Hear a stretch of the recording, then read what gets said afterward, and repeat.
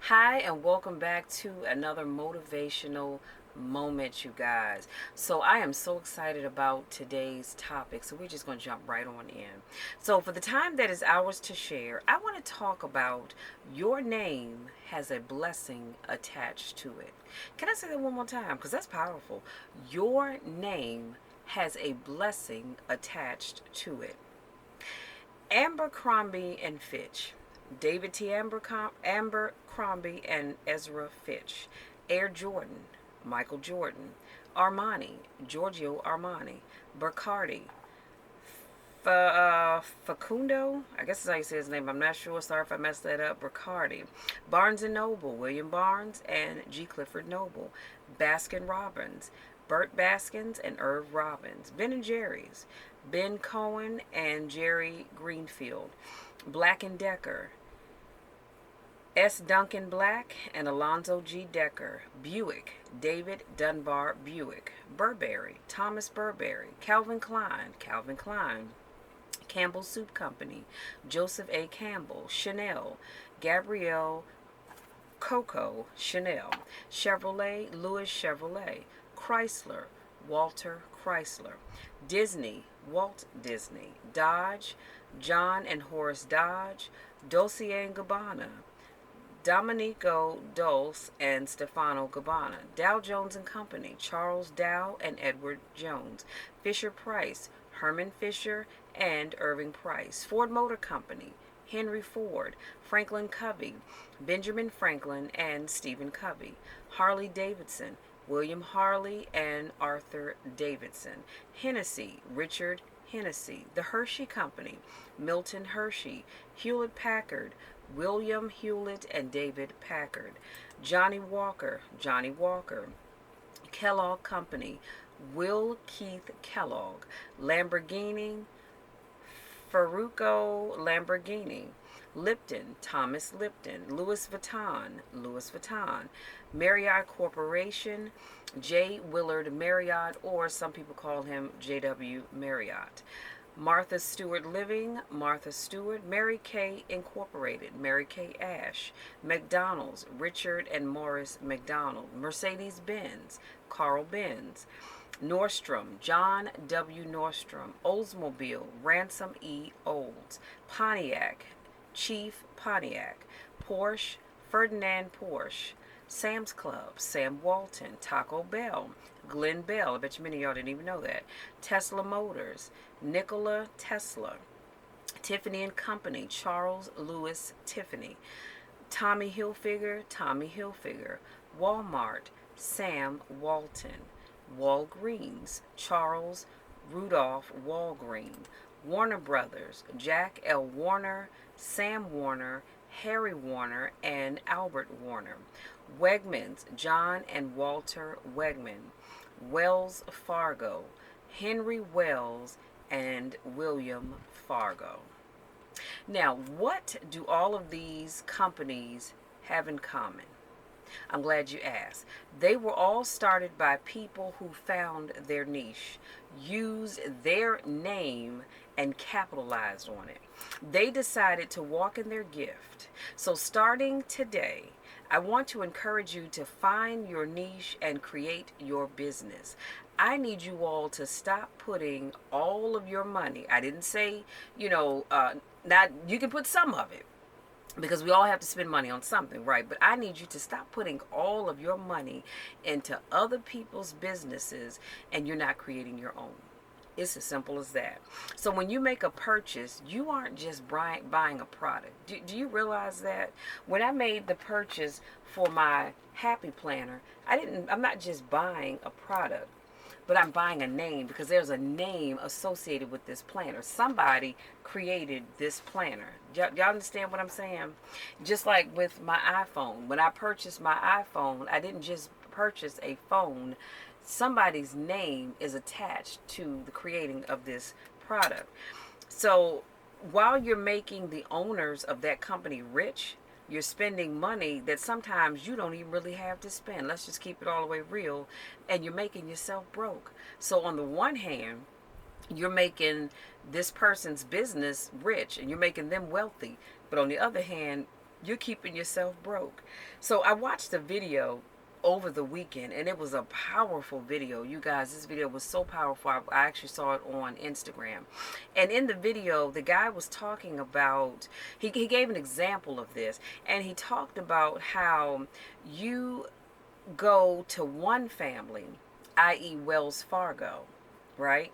And you borrow $20,000 so that you can go to another family. Because remember, you're not buying just the product, you're buying that family because there's a name behind that company.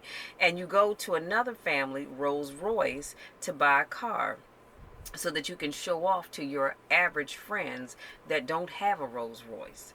So meanwhile, both of those families, Wells Fargo and Rolls Royce, they're getting rich.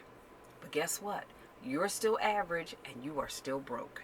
And chances are you're probably broker now than you were before you bought that car because you borrowed the money from Wells Fargo. So you've got to pay them the money back. You bought the car from Lamborghini, so that put money in their pocket. And they're smiling all the way to the bank, right? So your blessing is attached to your name. But the reason why you aren't wealthy yet is because you're so busy making everybody else wealthy with all the stuff that you're buying and can't truly afford. And here's the thing. We all have done it. I'm not sitting here pointing fingers.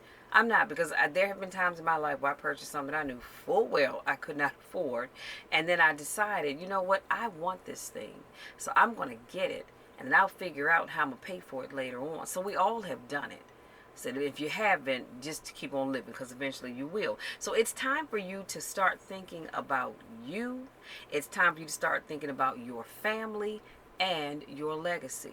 Let me put a pin right there, because all those company names that I read off to you, the people that started those companies, they thought about their legacy because they knew that when they were no longer here, that legacy is going to live on. One name that I forgot to add to there was Colonel Sanders, who created KFC. Walt Disney, he's deceased, but the Disney name still lives on. We're still going to the Disney park. Well, some of us anyway are still going to the Disney parks, and there's a lot of fun to be had at those parks. Let's just keep it real, because it is. And so that's what I'm talking about when I talk about building up your legacy. And so this is also called building up your kingdom. Y'all, we need to get to a point where we stop thinking about just building up wealth for ourselves right here on earth, to say, oh, I built up all this wealth for me and I can buy this big beautiful home and I can drive these expensive cars and I go out to my garage and I have 6 high-end cars in my garage, but you're only one person and you can only drive one at a time. And it is a song, I can't think of the name of the song, but the guy talks about having a garage to hold 12 cars, but you only have 6. Kind of that same thing, you know what I mean?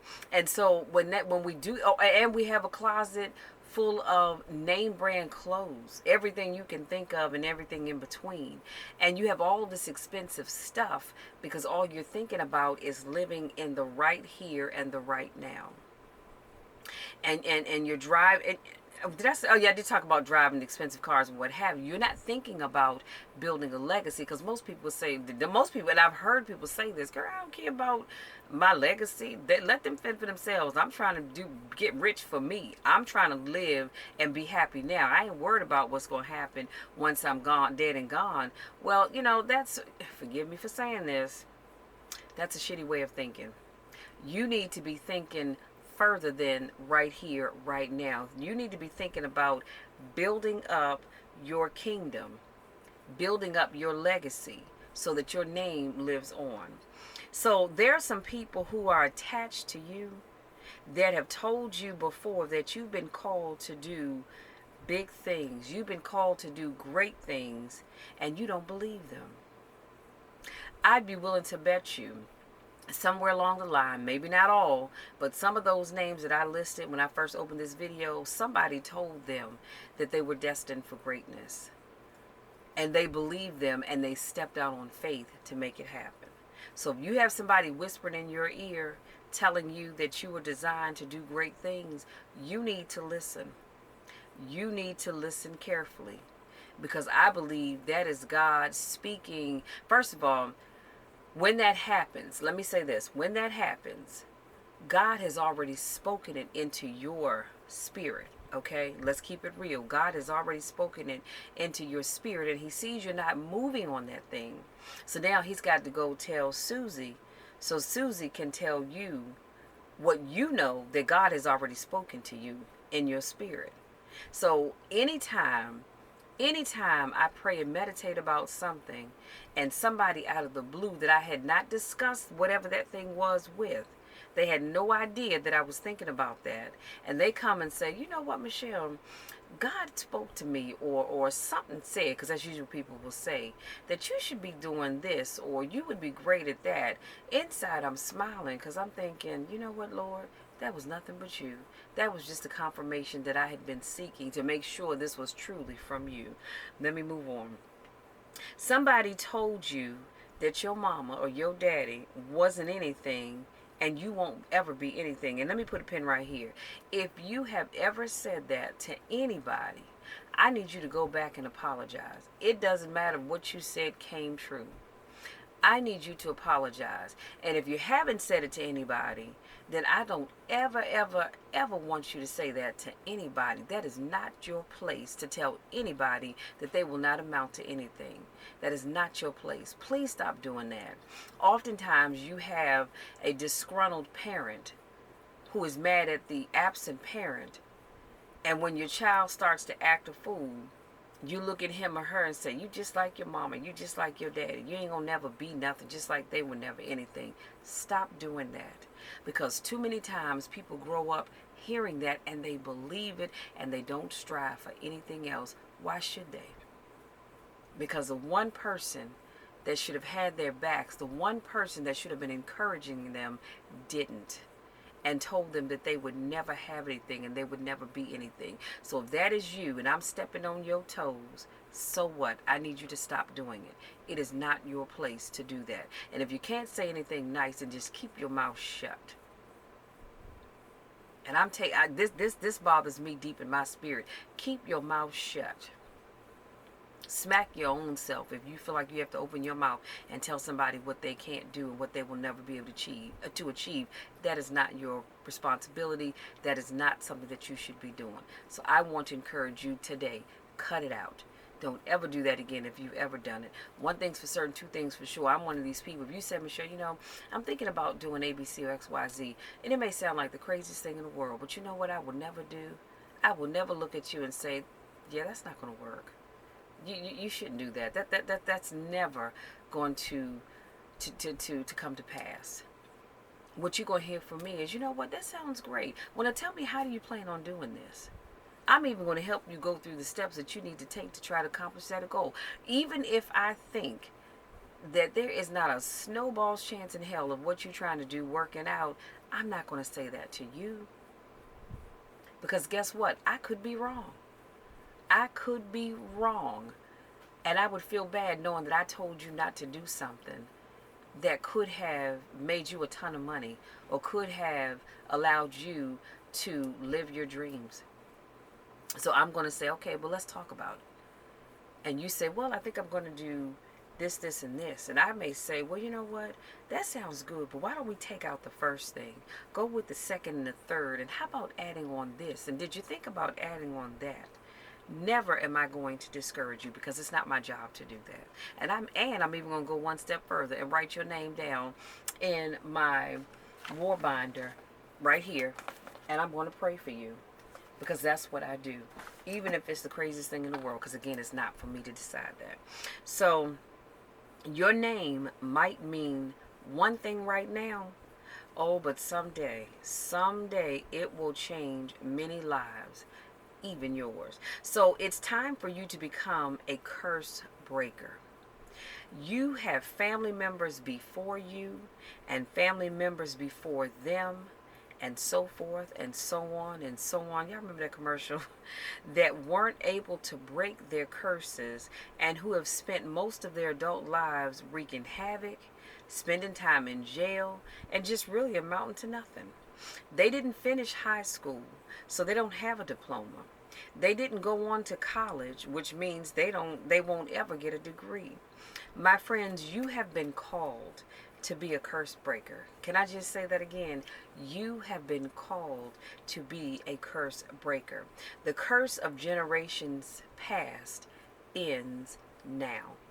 It ends today, not tomorrow, but it ends right now. So let me give you 10 ways, and I said 10, but I actually think I have 12. I do. So I'm going to give you 12 ways that you can break the curses over your life. So, number one, when you get your high school diploma, you're breaking a curse. Especially if you come from a long line of people in your family that never got a high school diploma. You get one, you have just now broken that curse. Number two, when you get your degree, you're breaking a curse. Because many times I see people write, I'm getting my degree in whatever area, and this is huge because I'm the first person in my family to go to college. That's breaking a curse. Number three, when you get married, let me say this again because I don't want y'all to get offended, because somebody's going to take offense with this, but that's all right. But when you get married and then start having your kids, you're breaking a curse. Too many times I see women, very few times men, but too many times I see women that have a whole bunch of kids, and they're in the store and they're trying to corral the kids. They're all over the place, and it's really sad to see. And I'm going to make the assumption, because I don't know them, that they're not married, because they have no ring on their finger, which means absolutely nothing, because a lot of married people don't wear a ring. But all I'm saying is that we've got to break that curse where we are just constantly having babies, just one after the other. Don't you have any goals and dreams and aspirations in your life other than just being pregnant? My God, I've been pregnant once, and I'm gonna tell you something, it was not comfortable. From the morning sickness to actually giving birth, it just hurts. It's horrible. It's miserable. Now, you love your kids when they come out, but that whole process is not easy, and it's horrible. Anyway, moving right along. Number four, when you purchase a home and decide to stop renting, you're breaking a curse, because chances are you are the first person in your family to become a homeowner, because everybody from mama and grandmama and them all the way on back have always just rented, be it apartments or houses. It's time to own something. Number five, when you decide to get healthy, meaning you're eating right and exercising, you're breaking a curse. Especially if you come from a long line of family members who are overweight and obese and just don't take care of themselves. You are breaking a curse. And guess what? I guarantee you, the rest of your family, they're going to look at you and say, wow, you know what? Michelle got all that weight off. If she can do it, I know I can do it. Michelle, girl, what you been doing? That's how your family talk to you, right? And you tell them what you've been doing, and guess what? They tried, and other family members tried. And I know, this is something that I desire for my family, for all of us to be as healthy as possible. Break that curse, and try to make sure that everybody decides to do what it is that you've done to get healthier. Number six, when you decide to become an entrepreneur and stop working for somebody else, you're breaking a curse. If you come from a long line of family members that have always worked for other companies, nothing wrong with it. Please don't think I'm saying that. There's nothing wrong with working for somebody else. But you're breaking that curse when you decide, you know what, I'm going to step out on faith and start my own business and become an entrepreneur. Now I work for myself. Now I dictate my salary. I dictate my hours, okay? Number seven, when you decide to give your life to God, you are breaking a curse, especially if you come from a long line of family members that don't know Christ for themselves, that have never gone to church, they were never taught who God is, what God can do. And you decide to do that, you are breaking a curse. And I guarantee you others are going to say, hey, you know what, next time you go to church, I want to go with you. Be a curse breaker. Number eight, when you decide to take care of your kids and not have to be made to do so, you're breaking a curse.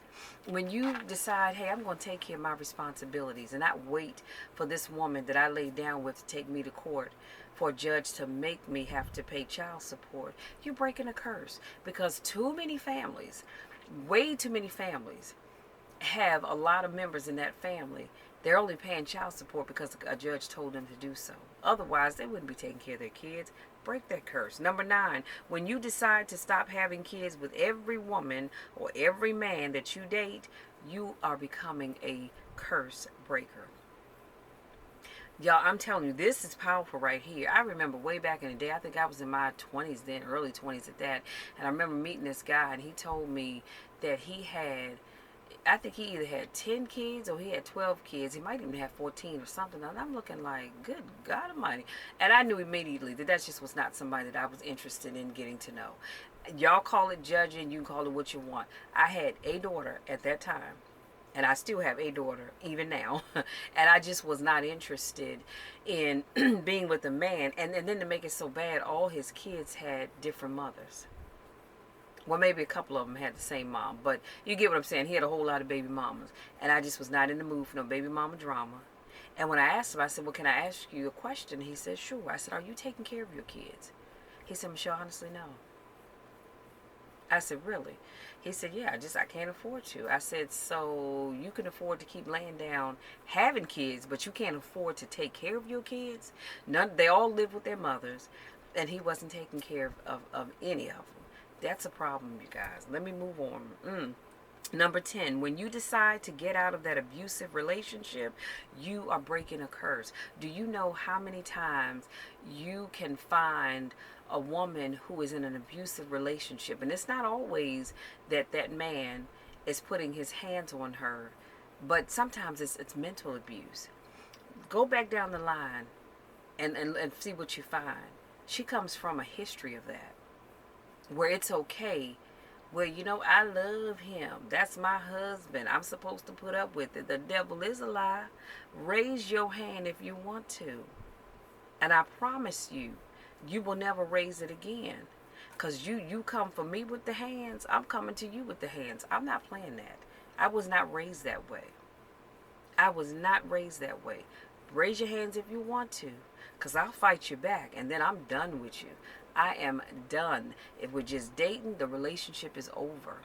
If we're married, I'm going down to the courthouse to file the necessary paperwork, because I will not put up with an abusive individual, be it physically or mentally. Number 11, when you decide to get off welfare, you are breaking a curse. This is something that happens all the time, where you have a family, you have several generations that have been on welfare, or are on, I should say, are on welfare.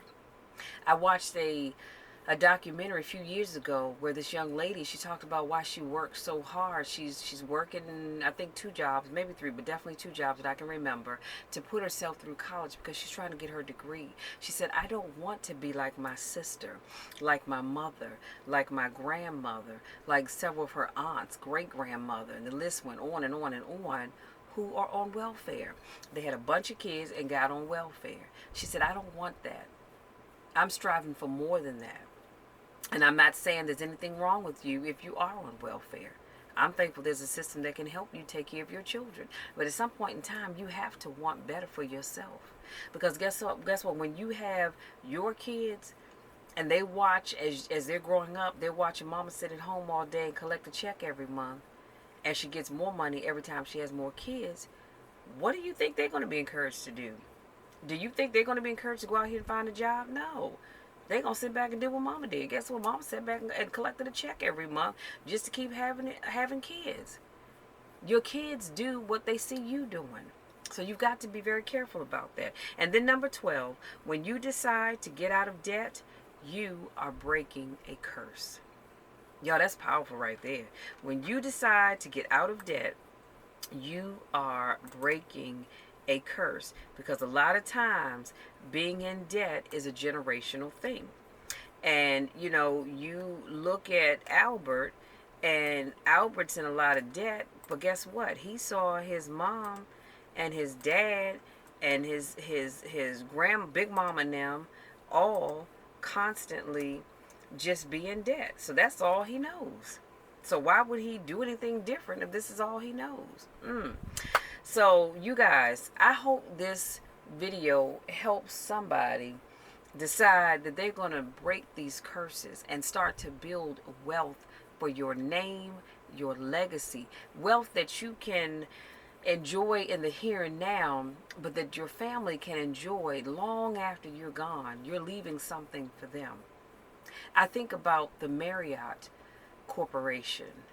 J.W. Marriott started Marriott, and guess what? His family will forever be wealthy as long as they continue to grow their business, which, as you know, Marriott's always growing. And they're going to leave that legacy on to the next generation, and then the next generation, and the next generation. Now, if God sees fit not to allow that business to keep growing, that's a whole other story. But you get where I'm going with this. So your takeaway is this: everybody around you will be blessed by what God is getting ready to do in your life. I need you to believe that. I need you to receive that. And I need you to walk in that. Can I tell you that one more time? Everybody around you will be blessed by what God is getting ready to do in your life. Thank you so much. If you're new to my channel, thank you for taking the time to watch this video. Thank you to those of you that continue to support me in all that I do. I love each and every one of you, because guess what? I couldn't do what I do without you. So thank you, thank you, thank you. And again, I hope this video resonates with somebody to help you truly understand why it's so important to build a legacy and not just live for the right here and the right now. So, you know the drill, you know my spiel. I love each and every one of you, and there is absolutely nothing that you can do about it, because I'm going to love you no matter what. I'm going to love you even when nobody else likes you. You can take that to the bank, because that's true and real, and that will never change no matter what you do. But here's the thing I also need you to do. Go out there. Be the reason that someone feels welcome, seen, heard, valued, loved, and supported this week. Until next time, take care.